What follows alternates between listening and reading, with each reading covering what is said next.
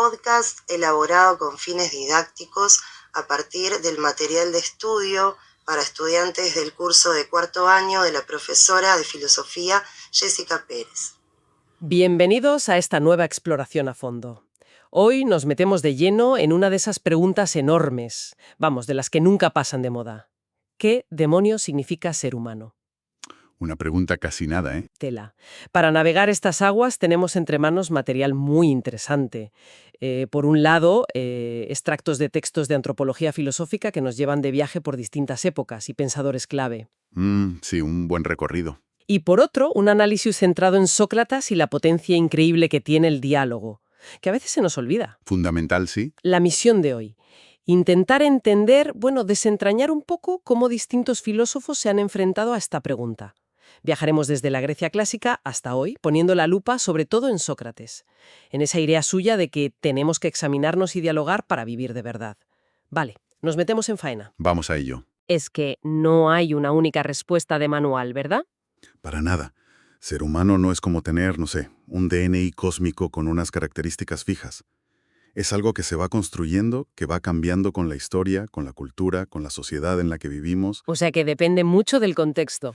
Exacto. Y si nos vamos a la Grecia antigua, antes de que la filosofía se pusiera, digamos, seria, las explicaciones venían del mito. El mito, sí. Uno de los textos lo describe muy bien. Eran los dioses, con sus historias, sus pasiones, muy humanas, por cierto, los que movían los hilos del mundo. El rayo, la cosecha, las enfermedades, todo tenía como una explicación divina detrás. Eso es. El saber estaba en esas historias sagradas, en lo que contaban los poetas tipo Homero, Hesíodo. Era una forma de dar sentido al mundo, claro está. Pero sin hacerse demasiadas preguntas incómodas, ¿no? Se aceptaba y punto. Bueno, más o menos. Era el marco de referencia. Hasta que llega el gran cambio. El famoso paso del mito al logos. El logos, la razón. Exacto. Es como si se encendiera una luz diferente. Aparece la razón, el argumento, el pensamiento que busca causas, principios lógicos. Ya no solo relatos de dioses. Y ahí surgen los primeros filósofos, los que llamamos presocráticos. Tales, Anaxímenes, Heráclito, Demócrito. Y su obsesión, como bien señalan los textos, era encontrar el arché. El arché, el principio de todo. El ladrillo fundamental con el que está hecho el universo. Era el agua para Tales, el aire para Anaxímenes, el fuego y el cambio constante para Heráclito, o los átomos invisibles de Demócrito. Buscaban el fundamento del mundo físico. Totalmente. Su foco estaba puesto en el cosmos, en entender cómo funcionaba el universo. El ser humano estaba ahí, claro, pero no era el protagonista de sus preguntas. La gran cuestión era el universo en sí. Y entonces aparece él, Sócrates, Atenas, siglo V a.C., más o menos 470-399 a.C. El gran Sócrates. Con Sócrates, la filosofía pega un giro de 180 grados, lo que se llama el giro antropológico. Lo mencionan ambos textos, de hecho. Sí, es un punto de inflexión clave. La cámara, digamos, deja de enfocar las estrellas y se centra en nosotros, en nuestra vida, nuestra alma, la psique que decían ellos, nuestras decisiones, cómo vivimos juntos en la ciudad, la polis. Exacto. Para Sócrates, como nos recuerda el material de antropología, el ser humano es, ante todo, un ser racional. Racional, vale. Y esto es clave. No significa solo que pensemos, sino que tenemos la capacidad de razonar juntos, de dialogar para buscar la verdad, de examinar nuestras propias vidas. Su método es archiconocido, la mayéutica. La mayéutica, el arte de la comadrona. Justo. Él no soltaba sermones, sino que hacía preguntas, una detrás de otra. Incisivas, además. Mucho. Para que la otra persona pensara por sí misma, para que diera a luz, como decías, sus propias ideas. Era como una comadrona del pensamiento, ¿sí? Hay una frase suya que nos llega a través de Platón en la Apología y que ambos textos destacan porque es potentísima. Una vida sin examen no merece la pena ser vivida. Uf, esa frase. Suena muy rotundo, ¿no? Pero ¿qué implicaba en la práctica para él? Pues implicaba que pararse a pensar sobre lo que hacemos, lo que creemos, por qué actuamos como actuamos, ese autoexamen constante es vital. Para que la vida tenga sentido. Simplemente dejarse llevar por la corriente. Pero ojo, y esto es crucial, y lo subraya el texto sobre el diálogo, Sócrates no hacía esto en plan ermitaño, ¿eh? No, él estaba en la plaza, en el ágora. Totalmente. Su método era el diálogo en la plaza pública, en el gimnasio. Él creía firmemente que la verdad se busca con otros. No en solitario. Exacto. Hay una cita genial en el Protágoras de Platón que recoge el texto. Dialogar es examinar juntos lo que cada uno piensa, y no luchar como enemigos. Me gusta eso de no luchar como enemigos. Es que el diálogo para él no era una charla de café, ni un debate para ver quién gana. Era un ejercicio ético, un camino compartido para poner a prueba las ideas con honestidad. Esto choca frontalmente con otros personajes muy populares en la Atenas de la época, los sofistas. Los sofistas. El material los presenta casi como la némesis de Sócrates, ¿no?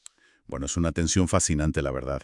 Los sofistas eran maestros de la retórica, del arte de convencer. Profesionales de la palabra. Exacto. Y enseñaban a usarla para tener éxito en la asamblea, en los tribunales. Para muchos de ellos, como se apunta en el texto sobre el diálogo citando a Gorgias, A Gorgias, sí. pues lo importante era persuadir, ganar el debate, aunque no se estuviera diciendo toda la verdad o incluso no se supiera realmente del tema. Gorgias llega a decir que la retórica persuade sin necesidad de instruir. Tela. O sea que un buen orador podía parecer un experto sin serlo. Justo. Y Sócrates veía esto como un peligro enorme.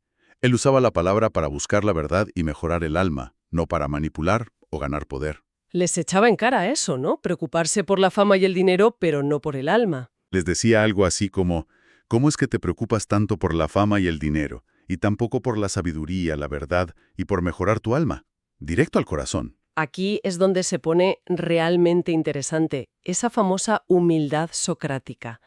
Hay otra cita brutal de la Apología que recoge el texto sobre el diálogo. ¿La del «solo sé que no sé nada»? ¿O una versión más precisa? Esa, bueno, la que dice: parece que soy algo más sabio que este hombre, porque él cree saber algo que no sabe, mientras que yo, como no sé nada, tampoco creo saberlo. Menuda declaración. Es que esa es la base de todo para él. Para buscar la verdad honestamente, primero tienes que reconocer que no la posees del todo. Reconocer la propia ignorancia. Eso exige humildad, claro. Y el diálogo, ese examen conjunto del que hablábamos, requiere otras virtudes. Paciencia para escuchar de verdad al otro y valentía para exponer tus ideas y que sean cuestionadas, ¿sabes? Valentía, sí, que te desmonten los argumentos no siempre es fácil. Nada fácil. Por eso dice que la verdad no es un dogma que se impone desde arriba, sino algo que se descubre y se refina en comunidad, a través de la razón compartida. Esta diferencia con los sofistas nos deja una pregunta clave sobre la mesa, ayer y hoy, ¿no? ¿Qué es la verdad? ¿Simplemente lo que suena convincente, lo que vende? ¿O es aquello que aguanta un examen crítico, racional, y que además es coherente con cómo vivimos? Una pregunta que sigue ahí totalmente vigente. Totalmente. Y claro, la exploración sobre qué significa ser humano no se quedó en Atenas. La mecha que prendió Sócrates siguió ardiendo. Y tanto que siguió. Damos un salto enorme en el tiempo y el texto de antropología nos lleva a la Ilustración, al siglo XVIII, con Immanuel Kant. Kant, palabras mayores. Sí. Kant recoge el testigo de la razón socrática, pero le da una vuelta de tuerca, como se suele decir. ¿En qué sentido? Él resume la tarea de la filosofía en 3 preguntas fundamentales. ¿Qué puedo saber? ¿Qué debo hacer?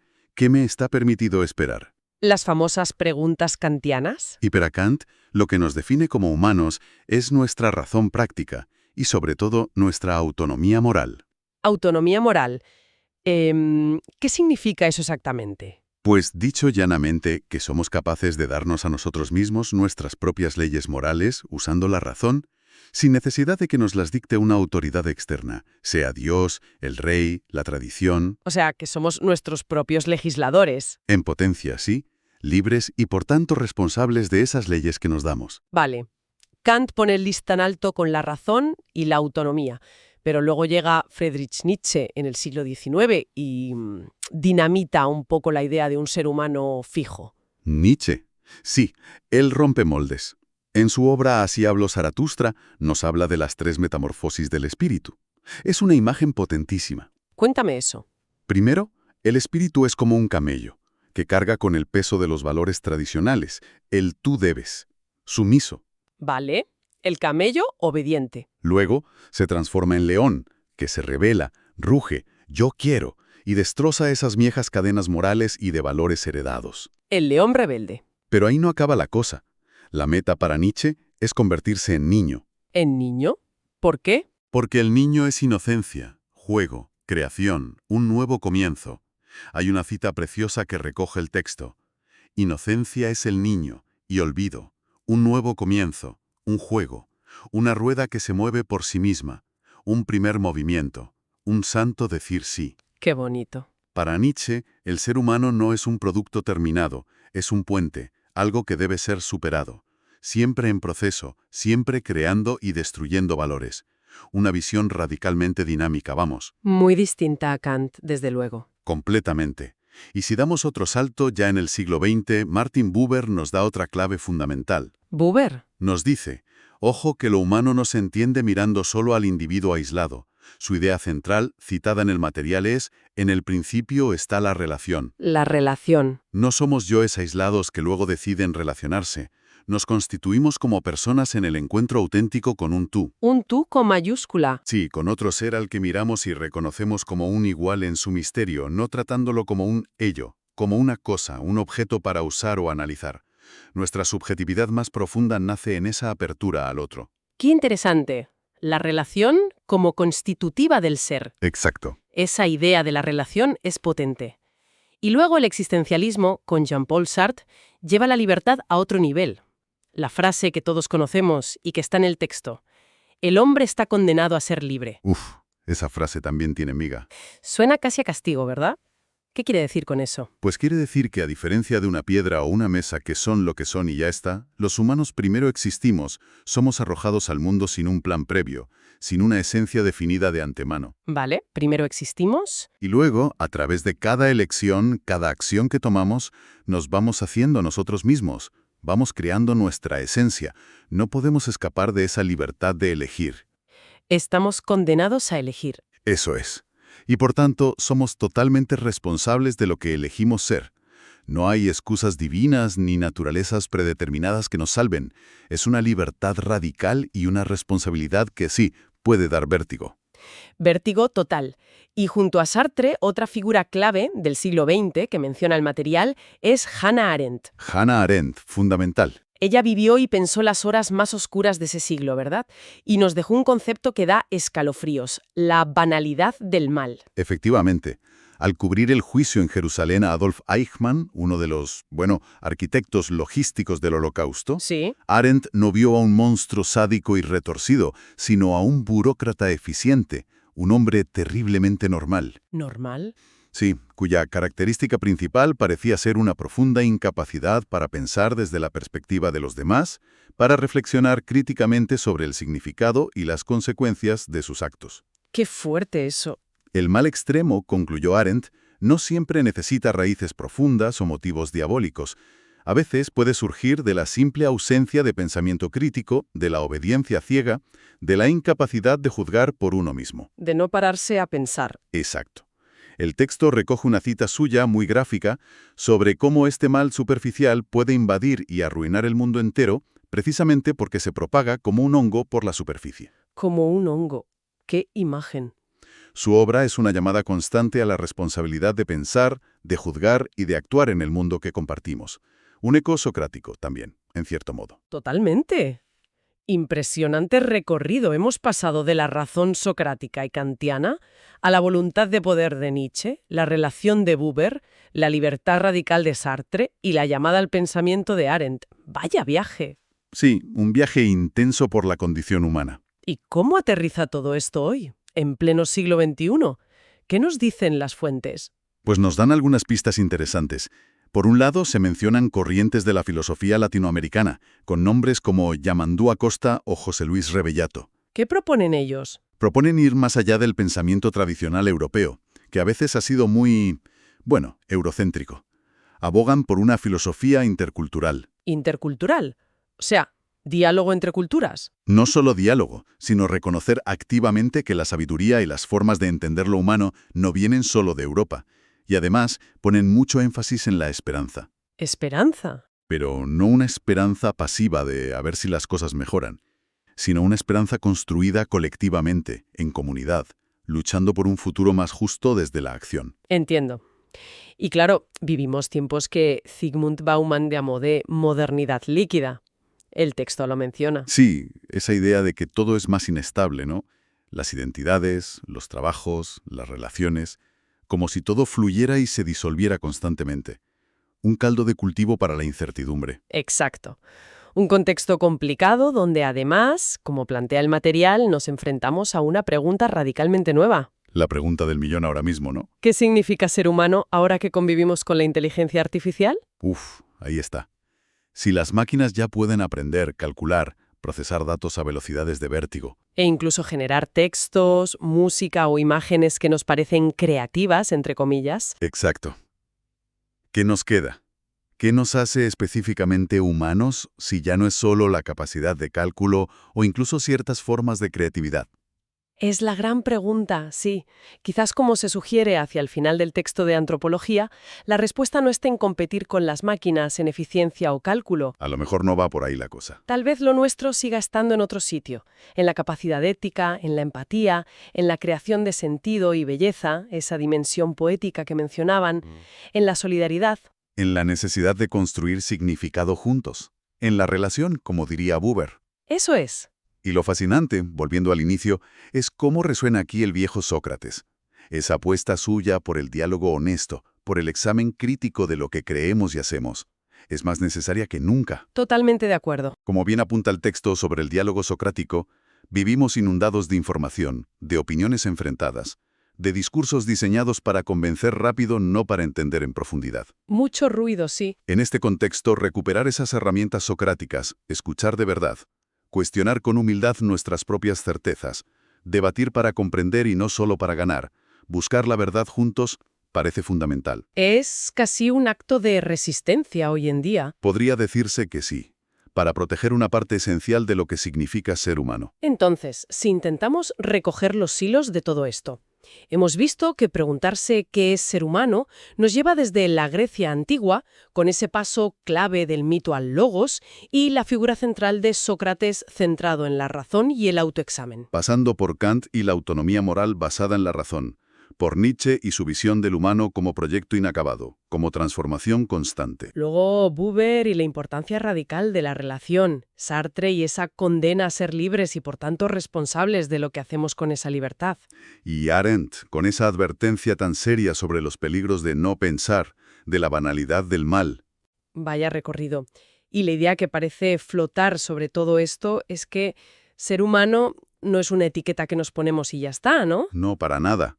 Es más bien un verbo, una acción continua, un camino, como sugieren las reflexiones finales del texto de antropología. ¿Qué sugieren? Pues que implica mantener viva la pregunta sobre nosotros mismos, no conformarnos con respuestas fáciles.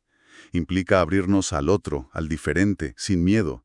Implica, como nos recordaban los filósofos latinoamericanos, construir futuro desde la esperanza compartida. Me gusta esa idea de construir desde la esperanza. Hay una frase final en ese texto que lo clava, creo yo. Ser humano, en definitiva, es no renunciar nunca al compromiso con la vida, con los otros y con la dignidad de lo común. Qué potente final. Y para dejar algo resonando, una última vuelta de tuerca para la reflexión personal. Me quedo pensando en esa vieja tensión ya presente en Atenas, ¿sabes? La de Sócrates y los sofistas. Eso misma. Sócrates usando la palabra para buscar la verdad juntos, frente a los sofistas usándola para persuadir a cualquier precio. Y lo conecto con esa advertencia de Arendt sobre la banalidad del mal, que surge de la falta de pensamiento crítico. Es una conexión muy pertinente hoy en día. Podríamos lanzar una pregunta al aire, ¿no? Para quien nos escucha. Adelante. En nuestro día a día, cuando leemos noticias, estamos en redes sociales, hablamos con la gente, ¿cuántas veces notamos que se prioriza el convencer rápido? El zasca, como se dice ahora, el ganar la discusión, por encima de intentar entender de verdad al otro o la complejidad del tema. Buena pregunta. Y quizá más importante aún. Dime. ¿Cómo podemos cada uno, en nuestra pequeña parcela, en nuestro entorno, cultivar activamente un espíritu un poco más socrático? Es decir, ¿cómo fomentar esa curiosidad honesta, esa escucha atenta, esa búsqueda compartida de entendimiento en medio de tanto ruido y tanta prisa? Ahí queda eso. Una buena reflexión para llevarnos.